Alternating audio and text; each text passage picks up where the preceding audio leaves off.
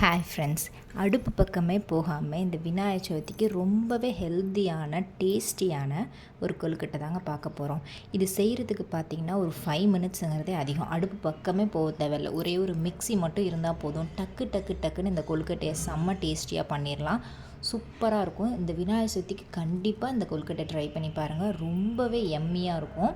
இது எப்படி பண்ணுறதுன்னு பார்க்கலாம். பார்க்கவே கலர்ஃபுல்லாக இருக்குல்ல, சூப்பராக இருக்கும் டேஸ்ட்டும். நான் 1/2 கப் முந்திரி பருப்பு எடுத்திருக்கேன். அதை மிக்ஸி ஜாரில் போட்டுக்கலாம். இதை கொரகொரப்பாக அரைச்சி எடுத்துக்கலாம். ரொம்பவும் நைஸாக அரைச்சா நம்மளுக்கு அந்த பதம் கரெக்டாக வராது. கொரகொரன்னு இந்த ஸ்டேஜ் கரெக்டானது. பல்ஸ் மூடில் வச்சு நீங்கள் அரைச்சி எடுத்துக்கோங்க, அப்போ தான் கரெக்டாக இருக்கும். இதை ஒரு ஃபில்டரில் நம்ம நல்ல ரவை சலிப்போல் அந்த சல்லடை இல்லைனா இந்த மாதிரி ஜூஸரில் கூட நீங்கள் இந்த மாதிரி சலித்து எடுத்துக்கலாம். இதில் அந்த ஓரளவுக்கு அந்த தூள்லாம் இல்லாமல் நல்லா நீட்டாக சலிச்சு கொடுத்துரும். லைட்டாக கட்டிகள் எதுவுமே இருக்கக்கூடாது, ஏன்னா அப்போ தான் கரெக்டாக அந்த கொழுக்கட்டை உடையாமல் வரும். எந்த கப்பில் நம்ம முந்திரி பருப்பு எடுத்தோமோ அதே கப்பில் கல்கண்டு எடுத்திருக்கேன். இந்த மாதிரி சின்ன கல்கண்டு தான் எடுத்திருக்கேன். அதே அளவு தான். எந்த முன்னாடி ஒரு டம்ளரில் எடுத்திங்கன்னா அதே டம்ளரில் நீங்கள் அதுக்கு ஈக்குவல் அமௌண்ட் ஆஃப் கல்கண்டு எடுத்துக்கோங்க.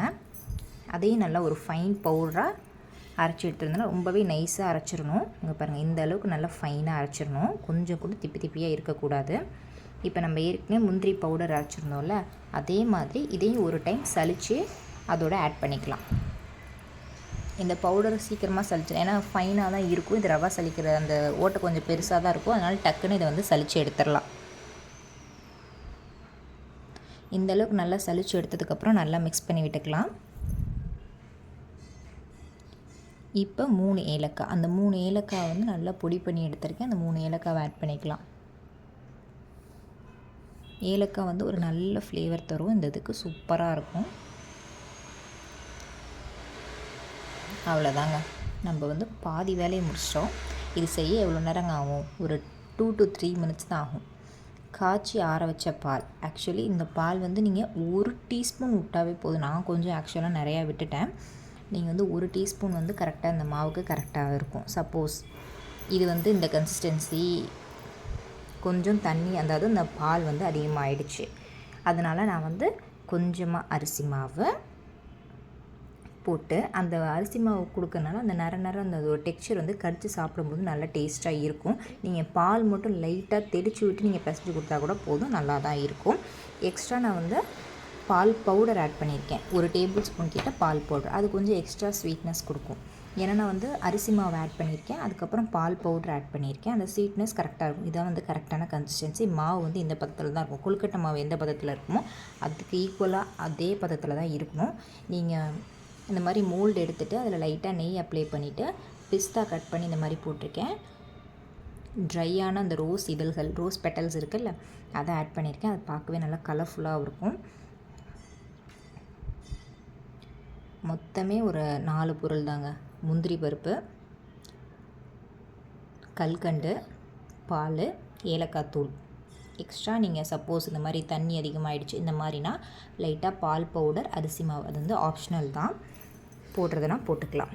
இந்த மாதிரி கொழுக்கட்டை மூடில் நல்லா ப்ரெஸ் பண்ணி அழுத்தி விட்டிங்கன்னா சூப்பரான கொழுக்கட்டை ரெடி ஆகிடும். நம்ம அடுப்பு பக்கமே போல். இது செய்கிறதுக்கு ஒரு 5 மினிட்ஸுங்கிறதே அதிகம் தான். டக்குன்னு பண்ணிடலாம். மிக்சியில் போட்டு அரைச்சி எடுத்துட்டோன்னா பார்க்கவே செம்மையாக இருக்குல்ல. இந்த விநாயகர் சதுர்த்தி கண்டிப்பாக இந்த கொழுக்கட்டை ட்ரை பண்ணி பாருங்கள்.